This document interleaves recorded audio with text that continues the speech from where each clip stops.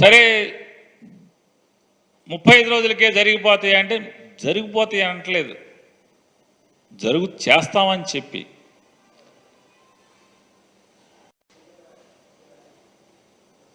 జగన్మోహన్ రెడ్డి గారిని తిడతం తప్పితే, జగన్మోహన్ రెడ్డి గారిని దూషించడం తప్పితే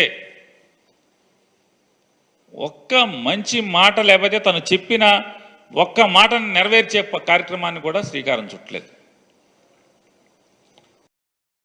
ఆయన ఎంతసేపు జగన్మోహన్ రెడ్డి గారిని దూషించటం, అనరాని మాటలు అంటాం, మూర్ఖుడు అంటాడు, లేదా వ్యక్తిత్వ హననం చేస్తూ దూషిస్తాం. శ్వేతపత్రాలు మొదలుపెట్టాడు ఆయన. ఇవన్నీ ఏంటంటే కాలక్షేప బఠానీలు.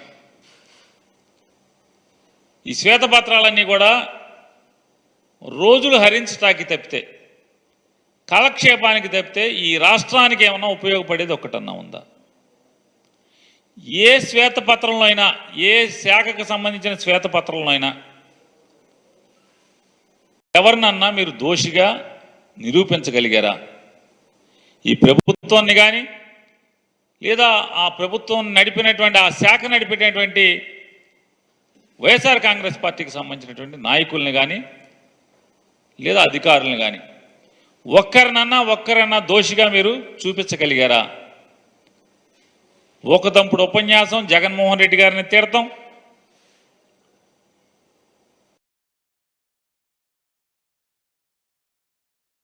ఆయన మాటలేమో కోటలు దాటుతున్నాయి.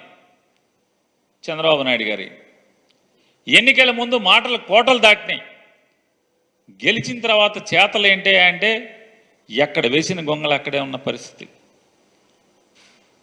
అనేక సార్లు ఆయన చెప్పారు, రాజకీయాల్లో నా అంత చతురతన్నోడు ఎవడో లేడు, బోళెన్ సార్లు చెప్పారు. అలాగే ఆయన చతురత గురించి, ఆయన మాటలు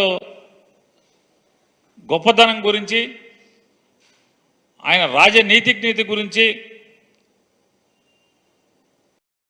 ఈనాడు, ఆంధ్రజ్యోతి, టీవీ5 గురించి మనం చెప్పక్కర్లా, వాళ్ళు లేపటం ఒకటి కాదు. కానీ చేతలకు వచ్చేప్పటికీ ఒక్క అంగుళం అన్నా ఈ రాష్ట్రం ఎక్కడన్నా కదిలిందా? కదలలేదు. ఈ కదలకపోగా శ్వేతపత్రాలు ఇచ్చేప్పుడు పోలవరం శ్వేతపత్రం ఇచ్చారు.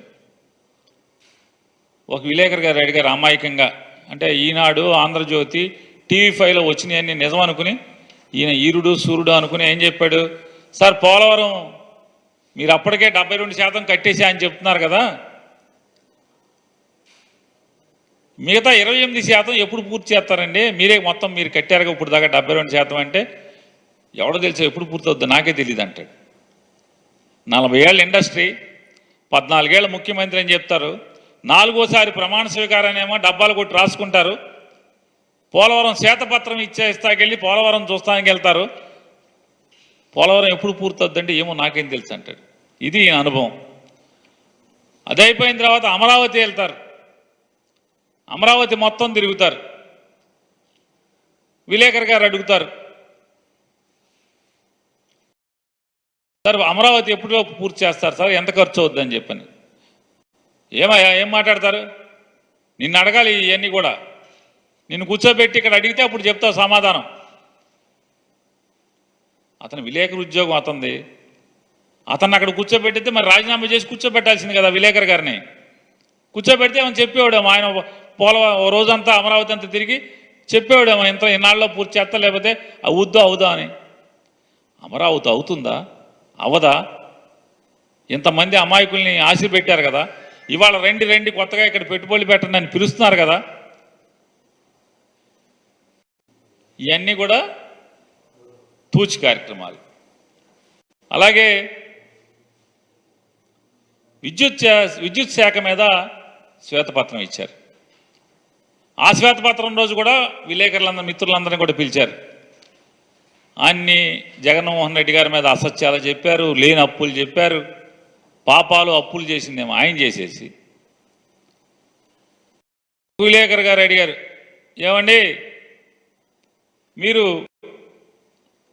నాణ్యమైన విద్యుత్ని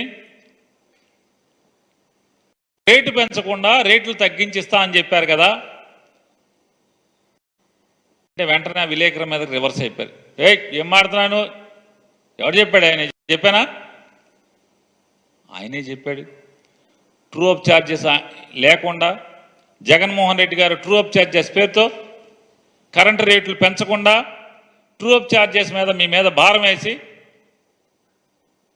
మీ మీద విపరీతంగా బాధుడు బాతున్నాయని చెప్పని బాధుడు అని చెప్పని ఊరు తిరిగారు, పేట తిరిగారు, సందు తిరిగారు, గొంతు తిరిగారు.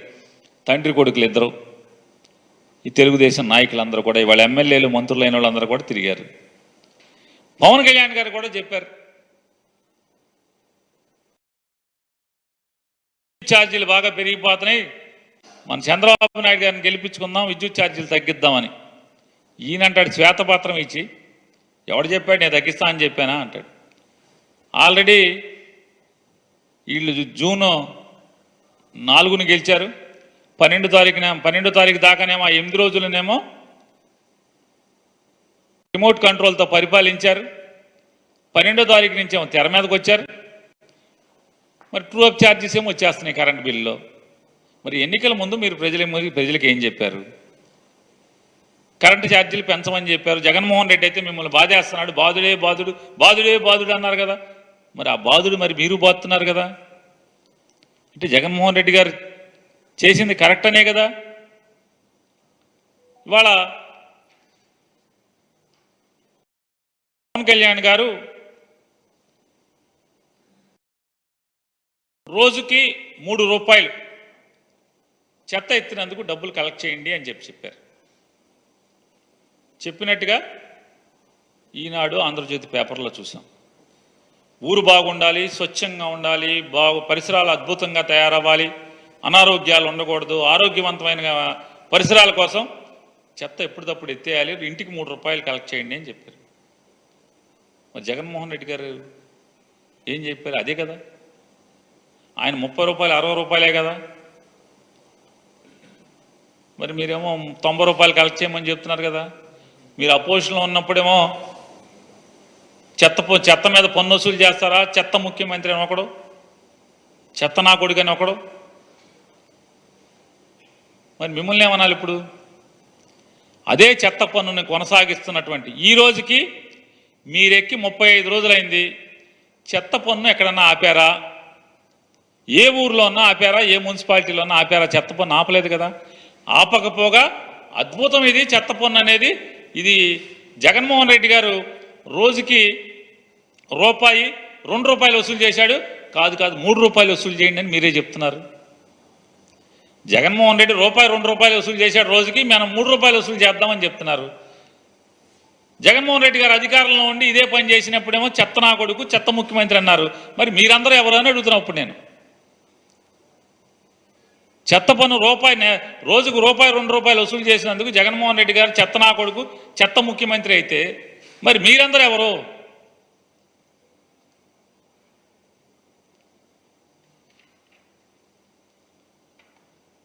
మైన్స్ మీద ఇచ్చారు ఆయన పాపం శ్వేతపత్రం. చంద్రబాబు నాయుడు గారు మైన్స్ మీద శ్వేతపత్రం ఇచ్చేయండి అంటే చంద్రబాబు నాయుడు గారు 5 ఏళ్లలో కంటే కూడా జగన్మోహన్ రెడ్డి గారు 5 ఏళ్లలోనే మైన్స్ మీద ఆంధ్రప్రదేశ్ రాష్ట్రానికి రాబడి గట్టిగా వచ్చింది కదా. మరి ఎవరు సమర్థవంతమైన ముఖ్యమంత్రి? అనుభవం ఉన్నటువంటి 40 ఏళ్ళ ఇండస్ట్రీ, 14 ఏళ్ళ అనుభవం ఉన్న మీరు సమర్థమైన ముఖ్యమంత్రి.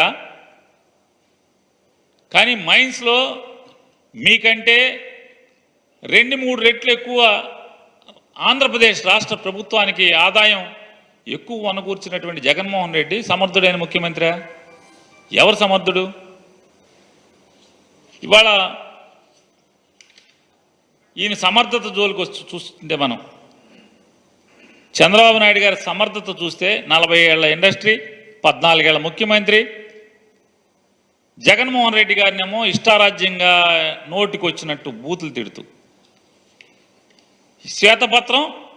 శ్వేతపత్రంలో 4 అబద్ధాలు, 10 జగన్మోహన్ రెడ్డి గారిని బూతులు తిడతాం. ఇదే కదా శ్వేతపత్రం అంటే. తిడతమే, జగన్మోహన్ రెడ్డి గారిని తిడతమే కదా. ఏంటయ్యా ఇలా పరిస్థితి అంటే, ఈ 40 ఏళ్ళ ఇండస్ట్రీ, 14 ఏళ్ల అనుభవం అని చెప్పేటువంటి నారా చంద్రబాబు నాయుడు గారు బడ్జెట్ కూడా ప్రవేశపెట్టలేనటువంటి దుస్థితి.